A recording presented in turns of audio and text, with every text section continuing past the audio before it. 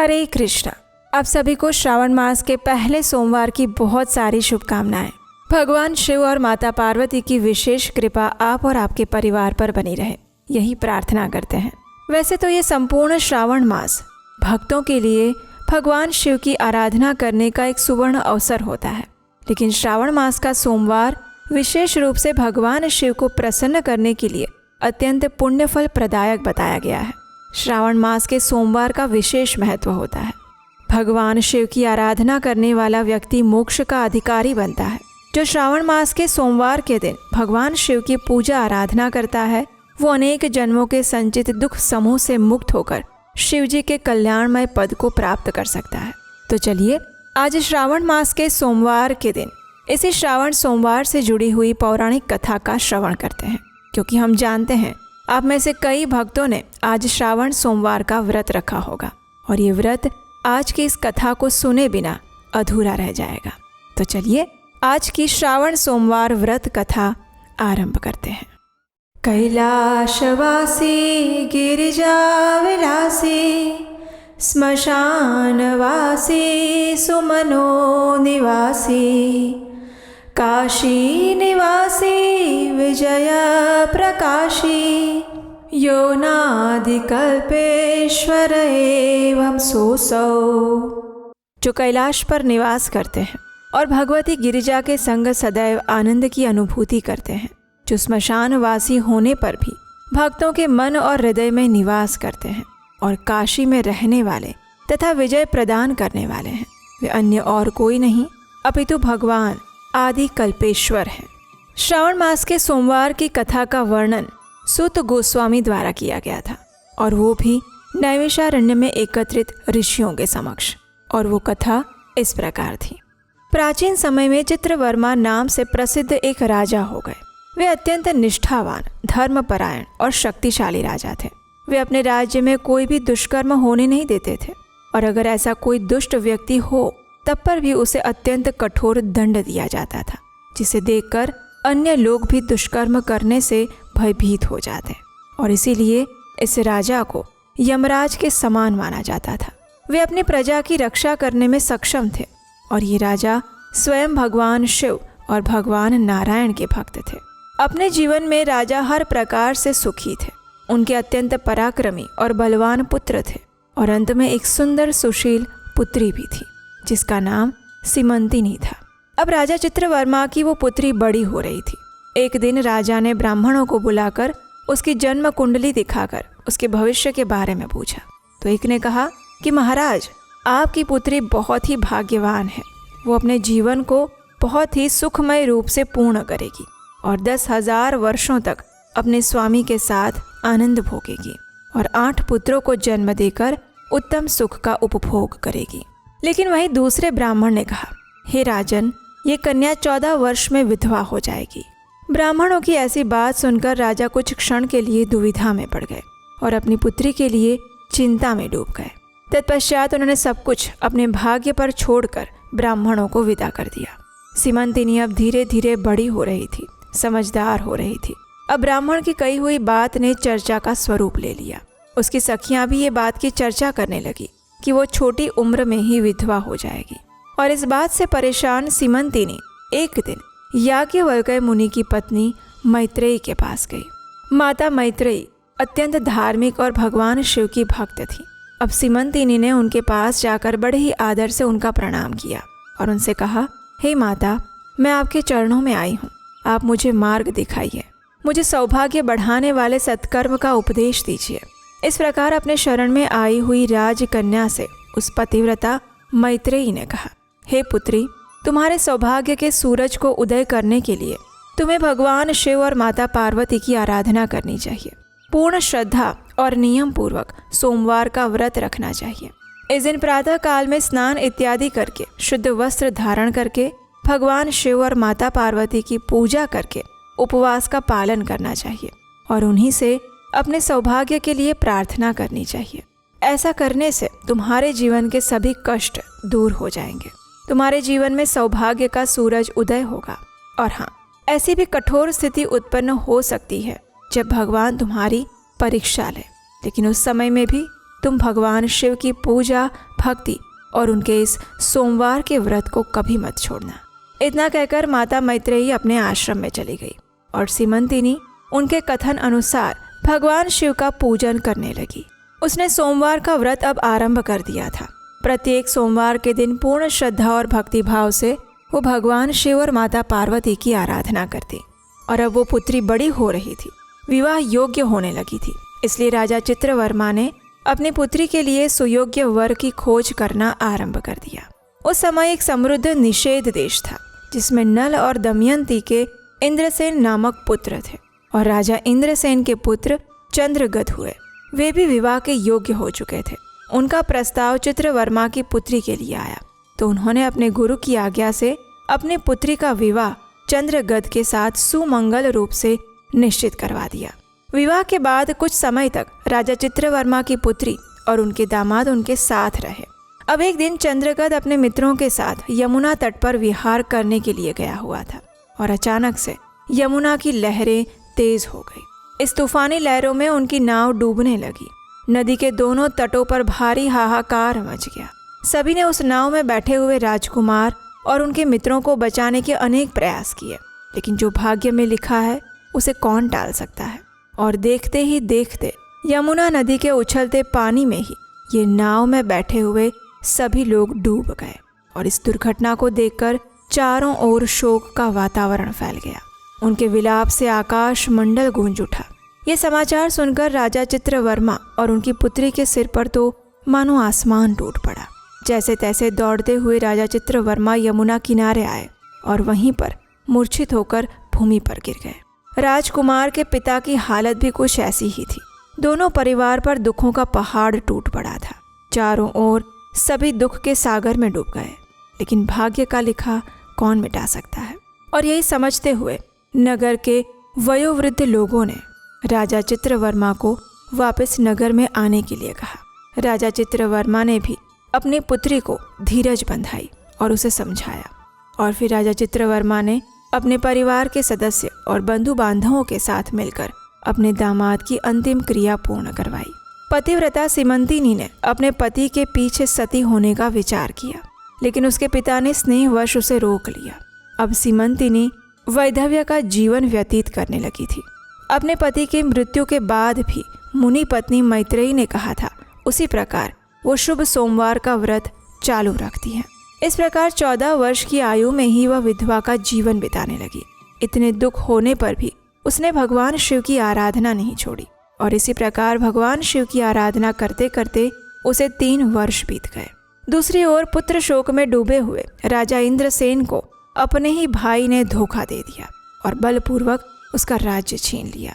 उन्हें पत्नी सहित पकड़कर कारावास में डाल दिया और सबके मन में यही था कि इंद्रसेन का पुत्र चंद्रगद यमुना में डूबकर मर चुका है। लेकिन वास्तविकता कुछ और थी।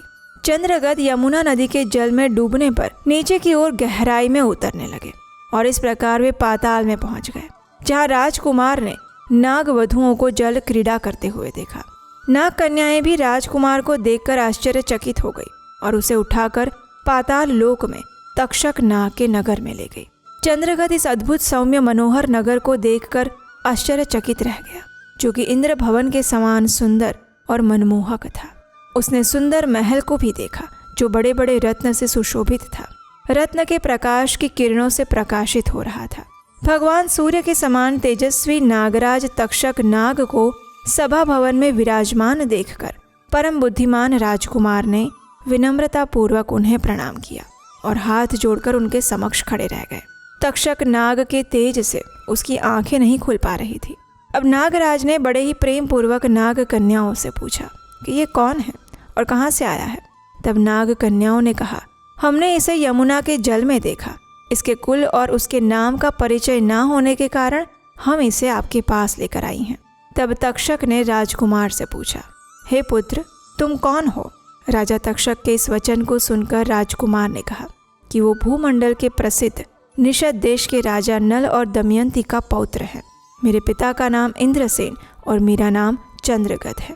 इतना कहकर उसने अपने साथ हुई संपूर्ण घटना का विस्तार पूर्वक वर्णन कह सुनाया कि किस प्रकार वो यमुना नदी में डूब गया था। उसने ये भी कहा कि उसका विवाह अभी थोड़े समय पहले ही हुआ था और विवाह के बाद थोड़े समय के लिए वो अपने ससुराल में ही रह रहा था और अचानक ही ये घटना हो गई और ये नाग पत्नियाँ मुझे आपके पास लेकर आई हैं। किसी जन्म के पुण्य के प्रभाव से मैं यहाँ आपके दर्शन कर पा रहा हूँ। मैं धन्य हो गया, मेरे माता पिता कृतार्थ हो गए क्योंकि आपने दया करके मेरी ओर देखा। राजकुमार चंद्रगत की ऐसी मनमोहक बातें सुनकर राजा तक्षक ने कहा, हे राजकुमार, तुम भयभीत मत हो, धैर्य रखो और बताओ तुम समस्त देवताओं में से किनकी पूजा करते हो। तब राजकुमार ने कहा, हे राजन, जो देवों के भी देव हैं, महादेव हैं, वही उमापति भगवान शिव की मैं आराधना करता हूँ, जो समस्त जगत में सर्वश्रेष्ठ है, जो कारणों के भी कारण हैं, जिन्होंने गंगा जी को अपने सिर पर धारण किया है, जिनके सिर पर चंद्र का मुकुट है, जिनके तेज की कोई सीमा नहीं, समस्त सृष्टि के कल्याण हेतु समुद्र मंथन से निकले हुए विष को जिन्होंने पी लिया था, जो पंच महाभूतों में स्थित हैं, वे विश्वात्मा भगवान सदाशिव की मैं पूजा करता हूँ। संपूर्ण संसार जिनकी इच्छा के अधीन है, वही शिव की मैं आराधना करता हूँ। जो अर्धनारेश्वर हैं, भगवती जगदम्बिका जिनके अर्धांगों में निवास करती हैं, और हाँ, तक्षक और वासुकी दोनों नागराज जिनके कानों के कुंडल बने हुए हैं, वही पार्वती पति महादेव का मैं पूजन करता हूँ। राजकुमार की ऐसी अमृतवाणी सुनकर तक्षक राजन अत्यंत प्रसन्न हो गए। उनके हृदय में महादेव जी के लिए जो भक्ति थी उसका नवनिर्माण हुआ। एक नए भक्ति रूपी सूरज का उदय उनके हृदय में हुआ और वे अत्यंत प्रसन्नता से कहने लगे, हे बालक, तुम्हारी आयु छोटी है लेकिन तुम्हारा हृदय आत्मज्ञान से भरा हुआ है। तुम बालक होकर भी सर्वोत्कृष्ट परात्पर शिव तत्व को जानते हो। मैं तुमसे अत्यंत प्रसन्न हूँ। यहाँ पर कोई भी दुख, रोग और पीड़ा से युक्त नहीं है। यहाँ सर्व मनोकामना पूर्ण करने वाला कल्प वृक्ष है। यहाँ मृत्यु का भी भय नहीं है। वृद्धावस्था और जरा की कोई पीड़ा भी यहाँ नहीं होती। तुम अपनी इच्छा अनुसार इस रत्नलोक में जहाँ चाहो वहाँ विहार कर सकते हो और यथा योग्य सुख भोगों का उपभोग कर सकते हो। तक्षक राजा की ये बात सुनकर बड़ी विनम्रता के साथ उस राजकुमार ने कहा, हे नागराज, मैंने उचित समय में विवाह कर लिया है। मेरी पत्नी उत्तम व्रत का पालन करके भगवान शिव की पूजा आराधना करती हैं और मेरे माता पिता का मैं इकलौता संतान हूँ। वे सब इस समय मुझे मरा हुआ समझकर शोक में डूबे हुए होंगे, अतः मुझे किसी प्रकार भी यहाँ अधिक समय नहीं रुकना चाहिए। इसलिए आप कृपा करके मुझे उस मनुष्य लोक में पुनः पहुँचा दीजिए। राजकुमार की इस बात को सुनकर नागराज और प्रसन्न हो गए। उन्होंने राजकुमार को रोकने का प्रयास नहीं किया और उनसे कहा, हे पुत्र, जब भी तुम्हें मेरी याद आए मुझे बुला लेना, मैं तुम्हारे समक्ष प्रकट हो जाऊंगा। ऐसा कहकर उन्होंने राजकुमार को एक सुंदर दिव्य अश्व भेंट किया जो इच्छा अनुसार कहीं भी भ्रमण कर सकता है। इसके उपरांत अनेक रत्नमय आभूषण, दिव्य वस्त्र और दिव्य अलंकारों की भेंट दी। नागराज ने प्रेम पूर्वक उसे विदा किया और दिव्य घोड़े पर सवार होकर कुछ ही क्षण में राजकुमार अनेक प्रकार के द्वीप, समुद्र और लोक में भ्रमण करते हुए यमुना के जल के बाहर आकर उस दिव्य अश्व पर सवार होते हुए नदी के तट पर विचरण करने लगे। उसी समय अपनी सखियों के साथ पतिव्रता सीमंतिनी वहां स्नान करने के लिए आई हुई थी। उसने यमुना तट पर मनुष्य रूप में नाग कुमारों के साथ राजकुमार चंद्रगत को देखा। राजकुमार को देखकर सीमंतिनी की दृष्टि उन्हीं की ओर स्थिर हो गई। मुग्ध होकर वो वहीं पर खड़ी रही। अब राजकुमार ने भी उसे देखा। उसने मन ही मन में विचार किया कि इसे मैंने कहीं देखा है, लेकिन किंतु वो उसे पहचान नहीं पाया कि वो उसी की पत्नी है, क्योंकि सीमंतिनी अपने पति को मरा हुआ समझकर विधवा का जीवन व्यतीत कर रही थी और शोक के कारण वो अस्वस्थ और दुर्बल भी हो चुकी थी। इसलिए राजकुमार ने उसे बुलाया और समीप बिठाकर पूछा, हे देवी, तुम कौन हो, किसकी पत्नी हो और किसकी कन्या हो? सीमंतिनी भी लज्जावश स्वयं कुछ नहीं बोल पाई। तब उसकी सखियों ने सारी बात बताई कि वो राजा चित्रवर्मा की पुत्री सीमंतिनी है। उसके पति चंद्रगत की दुर्भाग्यवश यमुना में डूबने से मृत्यु हो गई। उसके शोक के कारण ही उसकी ऐसी दुर्दशा हो गई है। इतना दुख होते हुए भी उसने अपने सोमवार के व्रत को नहीं छोड़ा। उसके व्रत के कारण वो यहाँ स्नान करने के लिए आई थी। इतना सब कुछ होने पर भी ये निर्मल शुद्ध हृदय से प्रति सोमवार को भक्तिपूर्वक माता पार्वती सहित महादेव जी का पूजन करती हैं। और इतना ही नहीं, उसके ससुराल में भी महाराज और उनकी पत्नी को उनके ही भाइयों ने कारावास में डाल दिया है। ये सब कुछ सुनकर राजकुमार अत्यंत व्याकुल हो गए। अपनी पत्नी और माता पिता की दुर्दशा सुनकर विचलित होने लगा। अब सीमंतिनी ने राजकुमार को उनके हाव भाव, अंग चिन्ह, स्वर आदि लक्षणों से पहचान लिया था, लेकिन उसे लगा कि ये भ्रम हो सकता है। मेरे पति तो यमुना में डूबकर मर चुके थे। इसलिए अपना भ्रम दूर करने के लिए उसने राजकुमार से पूछा कि आप कौन हैं? आप मुझे स्वजन की भांति प्रतीत होते हैं। इतना कहकर राजकुमारी की आंखों में आंसुओं की धारा बहने लगी। वह फूट फूट कर रोने लगी और मूर्छित होकर पृथ्वी पर गिर पड़ी। अपनी पत्नी को शोक में डूबे हुए देखकर राजकुमार भी शोक में व्याकुल हो गए। थोड़ी देर चुपचाप वहीं बैठे रहे और फिर अपनी पत्नी को निहारते रहे। कुछ समय बाद राजकुमारी को चेतना वापस आई और मन ही मन सोचने लगी कि ये कैसे हो सकता है। अवश्य ही यही मेरे पति हैं, क्योंकि मेरा हृदय प्रेम से अधीर होकर इन्हीं में अनुरक्त हुआ है। लेकिन क्या मुझ अभागिन को मेरे पति वापस मिल सकते हैं? कहीं ये मेरा भ्रम तो नहीं है? या फिर उन मुनि पत्नी मैत्रेयी ने जो मुझे कहा था, कोई भी परिस्थिति हो सोमवार के व्रत का पालन करना, ये उसका तो फल नहीं है? एक श्रेष्ठ ब्राह्मण ने मेरा 10,000 वर्षों का सौभाग्य बताया था, कहीं उसका वचन अवश्य सत्य तो नहीं होने वाला? ये तो अब ईश्वर ही जाने। और वैसे भी माता पार्वती के पति भोलेनाथ प्रसन्न होने पर देहधारियों के लिए कौन सी वस्तु दुर्लभ रह सकती है? इस प्रकार अनेक विचार करते हुए सीमंतिनी ने अपने पति को पहचान लिया था। अब राजकुमार ने अपनी पत्नी सीमंतिनी को आश्वासन देते हुए कहा, हे भद्रे, मैं सभी को ये समाचार बताने के लिए जा रहा हूँ और मेरे माता पिता का राज्य भी वापस लेकर तुम्हें लेने के लिए शीघ्र ही आऊँगा। इतना कहकर राजकुमार घोड़े पर सवार होकर नाग कुमारों के साथ अपने नगर की ओर चल पड़े। वहां जाकर नाग कुमारों की सहायता से राजकुमार ने अपना राज्य वापस प्राप्त किया, अपने माता पिता को कारावास से मुक्त करवाया और अपने पुत्र को जीवित देखकर राजा इंद्रसेन आनंद में डूब गए। राजकुमार को उन्होंने हृदय से लगा लिया। अश्रु वर्षा करते हुए चंद्रगद ने भी माता पिता के चरणों में प्रणाम किया और राजकुमार को जीवित देखकर सभी लोग अत्यंत प्रसन्न हो गए। राजकुमार ने माता पिता को और सभी को सारा वृत्तांत कह सुनाया। नागराज तक्षक से मित्रता होने की बात भी बताई और ये सुनकर राजा इंद्रसेन अत्यंत हर्षित हो गए। मन ही मन सोचने लगे कि अवश्य मेरी पुत्र वधू ने भगवान शिव की आराधना करके इस अनुपम सौभाग्य का उदय किया है। अब ये समाचार महाराज चित्रवर्मा को देने के लिए राजा इंद्रसेन ने दूतों को भेजा और ये समाचार सुनकर राजा चित्रवर्मा भी आनंद से भाव विभोर हो गए। अनेक भेंट और उपहारों के साथ उन्होंने उस संदेशवाहक को वापस भेजा और अपनी पुत्री को बुलाकर उसके वैधव्य के सभी चिन्हों का परित्याग करवाया। उसे अनेक आभूषणों और सुंदर वस्त्रों से सुसज्जित करवाया और राजा चित्रवर्मा ने नगर में एक महान उत्सव मनाया। सभी की उपस्थिति में राजकुमारी सीमंतिनी के सदाचार की प्रशंसा की गई और राजकुमार चंद्रगद के साथ उन्होंने अपनी पुत्री को विदा करवाया। राजकुमार चंद्रगद ने भी नागराज तक्षक से मिले हुए रत्न आदि आभूषण से अपनी पत्नी को अलंकृत किया और इस प्रकार सीमंतिनी के द्वारा सोमवार के व्रत और भगवान शिव की श्रद्धा पूर्वक की हुई आराधना से उसे अपना पति वापस मिल गया।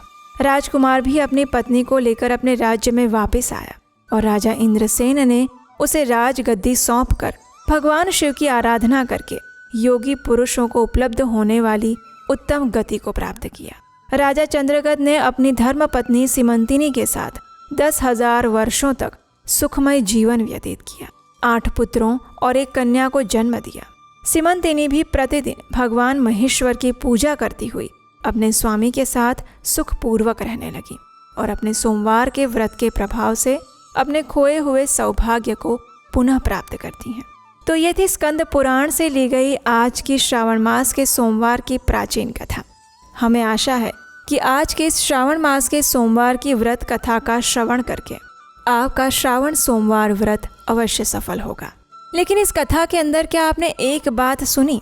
राजकुमार चंद्रगद अत्यंत छोटी आयु के थे, लेकिन फिर भी वे नागराज तक्षक के सामने जाकर भगवान शिव की भक्ति और उनकी महिमा का गुणगान करते हैं। वे अपने चरित्र, अपने ज्ञान और बुद्धि द्वारा राजा तक्षक को प्रसन्न कर लेते हैं और वो भी इतनी छोटी आयु में। यह आखिर कैसे संभव हो सकता है? तो इसका जवाब हमें मिलता है गर्भ विज्ञान के अंदर। यह हमारी संस्कृति की ऐसी अनमोल धरोहर है जिसके बारे में बहुत कम लोग बात करते हैं। और इसका अर्थ है, जब कोई भी संतान अपनी माता के गर्भ में आती है, उस समय और उसके गर्भ में आने से पहले ही उस जीवात्मा का भविष्य, उसके चरित्र, उसके गुण, उसके मूल्यों का निर्माण किया जा सकता है और उसी को गर्भ विज्ञान कहते हैं। और ये गर्भ विज्ञान विशेषकर गर्भवती महिलाओं के लिए और जो महिलाएं आने वाले समय में गर्भावस्था धारण करने वाली हैं, उनके लिए समझना अत्यंत महत्वपूर्ण है। अगर आप ये करते हैं तो आपकी आने वाली संतान दिव्य गुणों से युक्त होती हैं। तो अगर आप इस विषय में और जानना चाहते हैं तो नीचे डिस्क्रिप्शन बॉक्स में एक लिंक दिया गया है, जहाँ पर मैं आपके लिए एक स्पेशल वर्कशॉप करने जा रही हूँ। और इस वर्कशॉप के अंदर मैं गर्भ विज्ञान के वो सारे रहस्य आपके साथ साझा करूँगी, जिसके माध्यम से आप भी राजकुमार चंद्रगत की तरह एक दिव्य संतान को जन्म दे सकती हैं। उसका लिंक नीचे डिस्क्रिप्शन बॉक्स में दिया गया है, वहाँ पर जाकर इस वेबिनार के लिए रजिस्टर कर सकते हैं। और अगर आज का ये वीडियो अच्छा लगा है तो आज के इस श्रावण मास के सोमवार की व्रत कथा वाले वीडियो को लाइक अवश्य कीजिएगा और उसे कम से कम 5 लोगों को शेयर कर दीजिए, क्योंकि श्रावण मास के सोमवार की कथा का सिर्फ श्रवण करने से भी मनुष्य को अनेक पुण्य फलों की प्राप्ति होती है। तो आज का ये सुंदर दुर्लभ अवसर है, उसे गंवाइए मत। और अभी इस वीडियो को अपने व्हाट्सएप में, फेसबुक में, इंस्टाग्राम में शेयर कर दीजिए।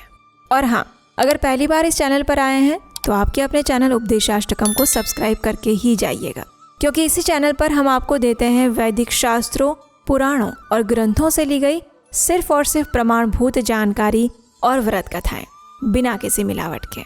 इसी के साथ आज के इस कथा को यहीं पर विराम देते हैं। आप सबको फिर एक बार श्रावण मास के सोमवार की बहुत सारी शुभकामनाएं। हरे कृष्ण।